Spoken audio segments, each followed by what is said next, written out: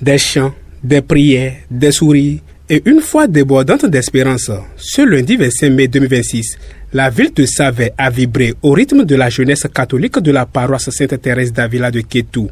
Près de 200 jeunes ont pris d'assaut la cité des Mamelles dans le cadre d'un grand pèlerinage de Pentecôte initié par la coordination des jeunes de la paroisse sous la conduite du père Pascal Kitikanlin, bien plus qu'une simple excursion.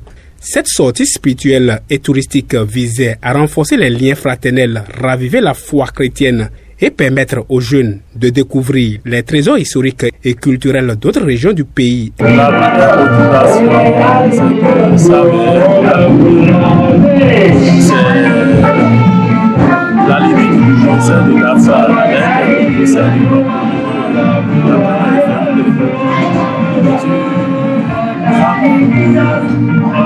Nous sommes à Kétou, nous ne connaissons pas ça avec à 190 km. La deuxième motivation, c'est que les deux ne sont pas à l'histoire. À l'entrée de Kétou, on voit la statue de Kétou. À Savay aussi, c'est la statue de Kétou qui a été. C'est le fondateur de Kétou. Et la troisième motivation, c'est que le père a fait 5 ans de cette paroisse et la jeunesse ne perd pas l'histoire. À Savay, l'accueil est chaleureux.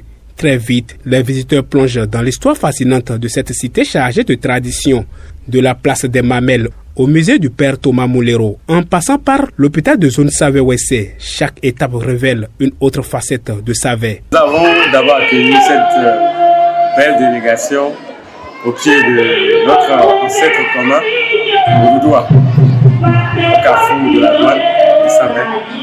Là se trouve une grande statue de l'ancêtre commun Oudoua.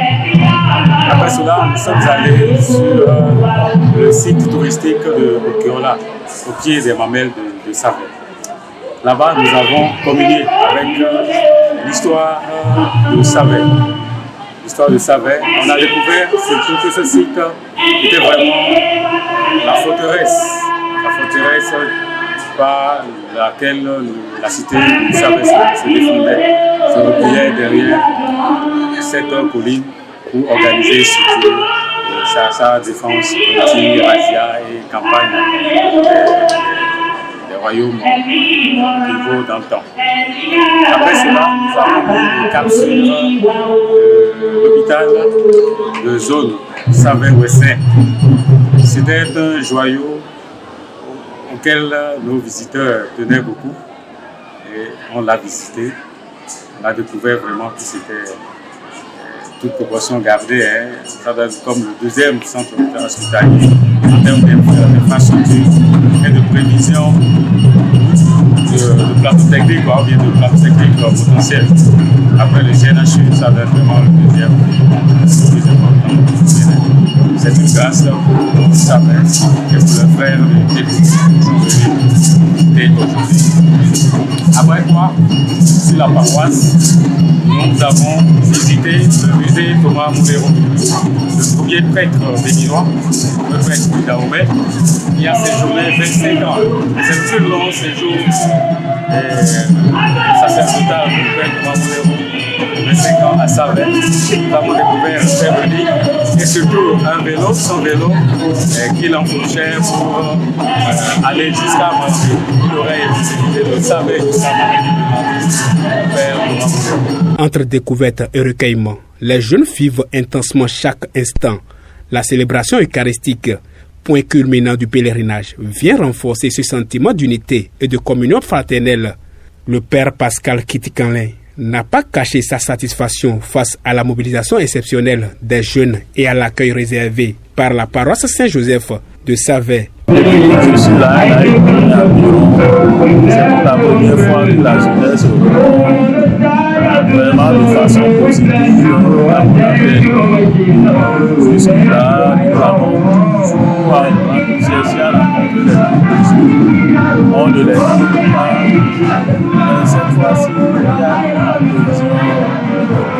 Je suis moi-même surpris de l'engouement de la prison. Ils sont environ 160 jours à sortir, être là. Mais ce qui est le plus impressionnant, c'est encore s'inscrire. Mais on n'a pas pu ça nous a permis déjà après les réunions de préparation. C'était vraiment formidable de vous voyez aussi. Nous ne sommes pas nombreux, c'est toujours du marché. Et comme on voit que c'est difficile de mettre la main sur les gens. Mais la chorale de jeunes est là, quelques jeunes se sont joints à eux. On peut compter quand même près de 60 les parents ont accompagné ils sont là. C'est bien, on a c'est satisfaisant. C'est d'accompagner l'initiative. La jeunesse est encore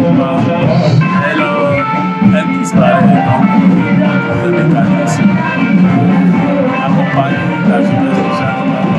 À la paroisse Saint-Joseph de Savais, cette visite est perçue comme un signe fort de fraternité chrétienne et d'unité entre les communautés paroissiales. Nous bénissons le Seigneur pour cette visite, pour ce pèlerinage sur notre paroisse hospitalière Saint-Joseph de Savais. Cette paroisse qui a été une paroisse hospitalière. Par rapport à leur institution, vraiment nous apprécions et nous voyons un grand encouragement, une grande détermination. Un enracinement de l'évangile de Jésus-Christ en eux par rapport à l'unité et l'amour du prochain. Ils sont venus massivement, je dirais même très massivement. Et nous sentons en eux vraiment l'évangile. L'évangile de Jésus, ce n'est pas la lecture, ce n'est pas mais ce n'est pas les actes. C'est dans les actes que nous pouvons. Nous avons constaté ça en eux. Et vraiment, ils sont très très fraternels avec nous. Nous aimerions que vraiment de pareilles choses se réalisent à l'avenir.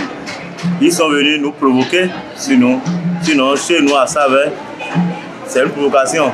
Aussi, le match retour serait là bientôt, si plaît à Dieu. Et c'est ça nous voulons beaucoup dans le Seigneur. L'unité, telle que Jésus même l'a promis.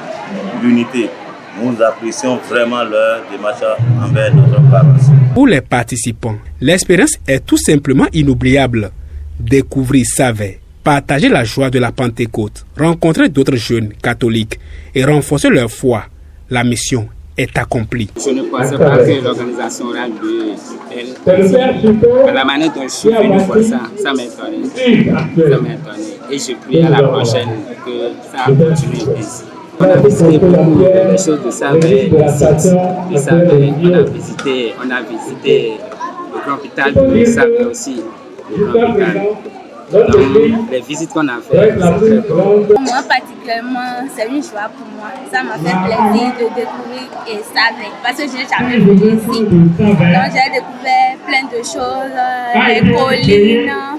Dans l'hôpital, vraiment construit, c'est très chic, propre. Et après ça, on a fait la messe, j'ai beaucoup aimé.